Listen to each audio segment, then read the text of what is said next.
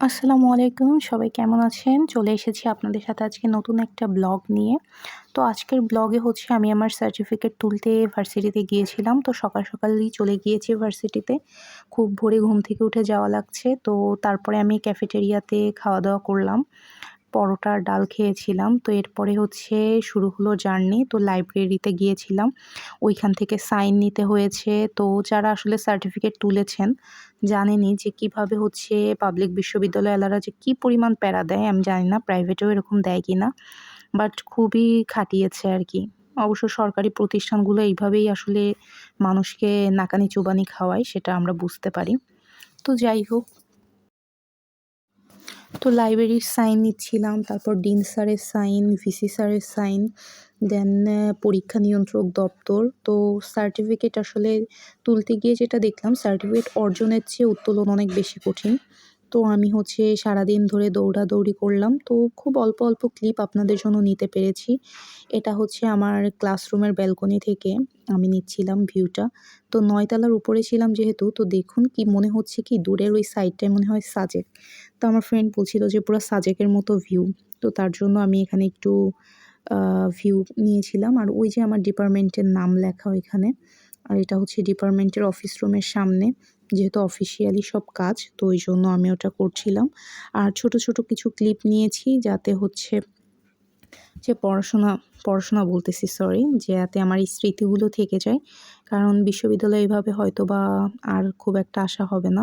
তো যেহেতু সার্টিফিকেটের কাজ শেষ হয়নি, আরও ২-১ দিন লাগবে ভার্সিটিতে যাওয়া। তো এইজন্য আমি হচ্ছে ছোট, ছোট করে কিছু ক্লিপ নিচ্ছিলাম এবং স্মৃতি হিসেবে রেখে দিচ্ছিলাম এবং আমার ফ্রেন্ডও এখানে হচ্ছে ও আমার সাথে হাঁটছিল। তো আমরা ৩ বান্ধবী প্লাস আরও ফ্রেন্ডরাও ছিল।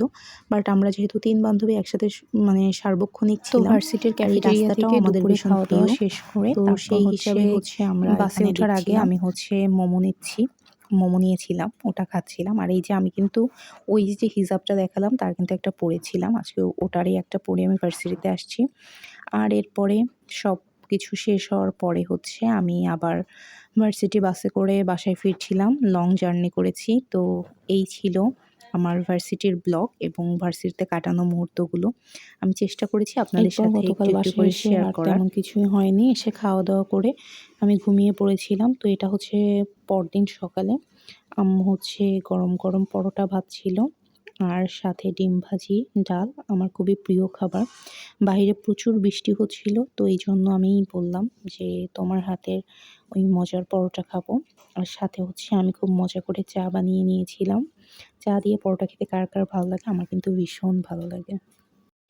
আচ্ছা, আপনাদের সাথে পরিচয় করিয়ে দিই। এটা হচ্ছে আমার জিতু, এটা হচ্ছে বাচ্চু। আর জিতু তোমার আরেকটাকে দেখাও। দেখাতে চাচ্ছে না। এটা হচ্ছে বিচ্ছু। এই যে বিচ্ছু, বাচ্চু আর জিতু। আর আছে এটা হলো আমাদের জিতুর বড় ছেলে নিম্বু, যে দুষ্টামি করছে। নিম্বু, তুমি কপালে কি লাগিয়েছো বাবা? কি একটা জানি লাগিয়েছে। এখন সে ধরতেও দিবে না। সে এখন খেলা করবে। বাট ওর সাথে এখন কেউ খেলা করছে না। ও এজন্য এখানে বসে, বসে হচ্ছে মা আর ২ ভাইকে দেখে। তো আমি হচ্ছে ৩ টা হিজাব প্লাজো সেট এটার পার্সেল অর্ডার করেছিলাম। তো ওটা আসলে আমি আপনাদের সাথে শেয়ার করতে ভুলে গিয়েছিলাম। আমি মানে প্যাকেটগুলা ছিঁড়ে ফেলেছিলাম। তো পরবর্তীতে আমার মনে হলো যে এটা আপনাদের সাথে শেয়ার করি। তো আমি এখানে ৩ টা সেট নিয়েছিলাম। এর আগে আমি কখনো এগুলা ট্রাই করিনি। জানি না কেমন হবে। আপনারা যদি কেউ পড়ে থাকেন তাহলে কিন্তু কমেন্টস করে জানাবেন। তো আমি হচ্ছে এটা বেশ ভালো লেগেছিল আমার কাছে। তো আমি আপনাদেরকে দেখিয়ে দিচ্ছি। এটা হচ্ছে হিজাবটা মানে খিমার সেট, খিমার প্লাজো সেট বলে। তো সেইটা এইখানে হচ্ছে আমি নিয়েছি।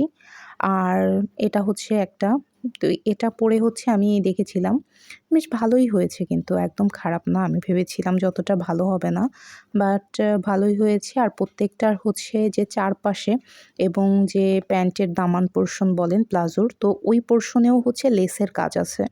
তো সবকিছু মিলিয়ে আমার ভালো লেগেছিল। এটা হচ্ছে আরেকটা কালার, ওই যে দেখুন লেসের কাজ করানো। তো আমার কাছে বেশ ভালো লেগেছিল। তো এই আর কি। কেমন হয়েছে আপনারা জানাবেন। আর আপনারাও যদি কেউ এরকম সেট রেগুলার ইউজ করে থাকেন তাহলেও আমাকে জানাবেন। কারণ আপনারা আমার একটা পরিবার, আপনাদের সাথে আমি সব কিছু শেয়ার করি। তো আপনারাও আমার সাথে শেয়ার করবেন এটাই আশা করি। এটা গেল ২ নাম্বারটা। আর এটা হচ্ছে লাস্টটা, এটাও একটা কালার। তো এই ৩ টা কালারই আমার কাছে খুব ইউনিক লেগেছিল। নিয়ে নিলাম। তো এখন থেকে হচ্ছে আমি চিন্তা করেছি যে রেগুলার বাহিরে বের হলে এমনিতে আমি বোরখা পরি। তো বোরখা যদি সবসময় নাও পরি বা বিকালে হাঁটতে গেলে, সেইজন্য হচ্ছে আমি অবশ্যই এই যে এই টাইপের যেই খিমার সেটগুলো আছে এগুলা পরবো। তো খাওয়া-দাওয়া শেষ করে আমি এখানে আপনাদের সাথে হচ্ছে আন্তর্জাতিক বিষয়াবলীর পরিবেশগত ইস্যু, কূটনীতি চ্যাপ্টারের যে সম্মেলনগুলো আছে সেগুলো নিয়ে একটু আলোচনা করব। তো এখানে যে সম্মেলনগুলো আছে সেটা হচ্ছে আমি এখানে একটু শর্ট নোট করে লিখে নিয়েছি, কারণ সম্মেলনের সালগুলো মনে রাখা খুবই টাফ। তো প্রথমে যেটা আমি করেছি, আমি সাল অনুযায়ী আগে লিখে নিয়েছি। এটা হচ্ছে ১৯৭২ সাল, ১৯৮২ আর ১৯৯২। দেখুন প্রতি ১০ বছর পর পর। তো ১৯৭২ এর যেটা, এটা ভেরি ইম্পর্ট্যান্ট। এটা হচ্ছে প্রথম পরিবেশ সম্মেলন বা স্টকহোম সামিট, এটার অপর নাম, বা UNCHE conference on human environment. তো বুঝতেই পারছেন এই ১৯৭২ সালের মানে যেই সামিটটা হয় বা প্রথম পরিবেশ সম্মেলন, এই দিনই হচ্ছে ৫ই জুন যে পরিবেশ দিবস, এটা কিন্তু ওই দিন থেকেই সিদ্ধান্ত গৃহীত হয় এবং ১৯৭৩ সাল থেকে এটা পালিত হয়। এই ১৯৭২ সালে আরেকটি ইম্পর্ট্যান্ট জিনিস, সেটা হচ্ছে UNEP প্রতিষ্ঠা হয়। আর এই যেই প্রথম সামিট, এই এটার যে সিদ্ধান্ত, এটা গৃহীত হয় কিন্তু ১৯৬৮ সালে, যেটা হচ্ছে ২৩তম আসরে UNG এর জেনারেল অ্যাসেম্বলি, মানে ইউনাইটেড নেশন জেনারেল অ্যাসেম্বলি বা সাধারণ পরিষদের যে সম্মেলন হয়, সেটা ২৩তম সম্মেলনে ডিসিশন হয় ১৯৭২ সালে প্রথম পরিবেশ সম্মেলন হবে। ওকে, তার পরের নোট হচ্ছে ১৯৮২ সালে দ্বিতীয় পরিবেশ সম্মেলন। এটার অবস্থান কোথায় থাকে? এটা হচ্ছে নাইরোবি, কেনিয়া। তো এই নাইরোবি, কেনিয়া, এখানে কিন্তু সদর দপ্তর আছে আরও ২টা অর্গানাইজেশনের, যেমন হচ্ছে UNEP এবং হচ্ছে অক্সফাম। এটা গেল। এরপরে আছে ১৯৯২ সালে। এটা হচ্ছে ভেরি ইম্পর্ট্যান্ট। তো এটা হচ্ছে তৃতীয় পরিবেশ সম্মেলন বা এটাকে বলা হয় প্রথম আর্থ সামিট। তাহলে প্রথম আর্থ সামিট বলা হয় হচ্ছে এই তৃতীয় পরিবেশ সম্মেলনকে, যেটা ১৯৯২ সালে হয়। আর এটার হচ্ছে সদর দপ্তর বা স্থান, এটা গৃহীত হয়েছে রিও কনফারেন্সে, রিও ডি জেনেরিও, এটা হচ্ছে ব্রাজিলের একটা জায়গার নাম। আর এইখানে হচ্ছে কি সিদ্ধান্ত হয়, এটা একটু বৃহৎ আকৃতির, তো আমি এখানে সিদ্ধান্তগুলোও একটু শর্ট করে লিখে নিয়েছি। তো সিদ্ধান্তগুলো হচ্ছে UNFCC স্বাক্ষর হয় এই ১৯৯২ সালে এই সম্মেলনে। তো UNFCC কি? United nation framework convention in climate change. এখানে ১৯৮টা পার্টিস মিলে হচ্ছে এই ডিসিশনটা নেয়। তো ১৯৮ পার্টিসের ভিতর কে আছে? ১৯৭টা হচ্ছে কান্ট্রি আর ইউরোপিয়ান ইউনিয়ন। এখানে হচ্ছে এই ৯৮টা পার্টিস, আসলে ১৯৭টা কান্ট্রি কারা? এটা হচ্ছে UN সদস্য, তো আপনারা জানেনই যে ১৯৩ জন, মানে ১৯৩টা দেশ আছে এখানে। তো তার সাথে আছে প্যালেস্টিন, হোলিসি হচ্ছে আমাদের ভ্যাটিকান সিটি, তারপরে আছে নিউ আইল্যান্ডস, তারপরে কুক আইল্যান্ডস, এই ২টাই হচ্ছে আবার নিউজিল্যান্ডের ভিতরে। তো এই মিলে হচ্ছে ১৯৮টা দেশ।